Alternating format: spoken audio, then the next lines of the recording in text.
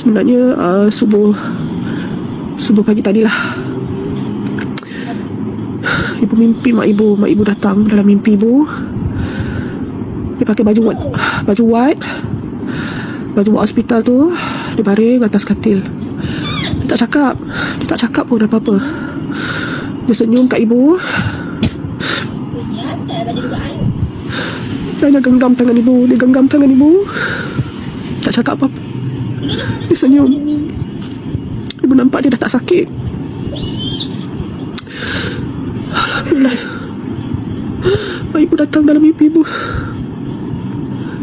Dan ibu rasakan, walaupun dia tak cakap apa-apa, ibu rasa dia nak ibu bangkit, bangun, terus semangat, jaga anak-anak macam selalu. Semangat, jangan bersedih, terus kuat. Cuma ibu perlukan masa. Tak mudah, sangat tak mudah.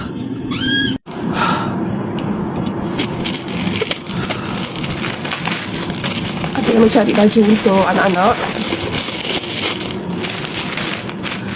Banyak baju budak-budak ni ha. Yang ni tak silap ibu ada 5 helai. Harga dia untuk 5 helai dekat beg kuning tu dia tak jual selai tau. Dia jual terus 5. Dia ada 5 helai terus.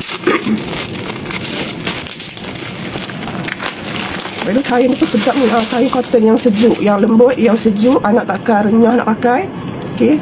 Satu, pak kain dia jenis yang lembut tu. Okey, satu. Dia bagi terus 5 helai 2. Ni korang boleh pilih lah untuk perempuan atau lelaki. 2. Kain sedap. 3. 4. Okey, 5. So ada 5 helai. Okey, kain dia pun sedap. Okey, dia tak ada nipis sangat, tebal sangat pun tidak. Okey lah, kalau anak-anak dia akan selesa lah pakai kain macam ni. So yang ni korang boleh klik dekat beg kuning tu. Tengok anak ibu dia dah.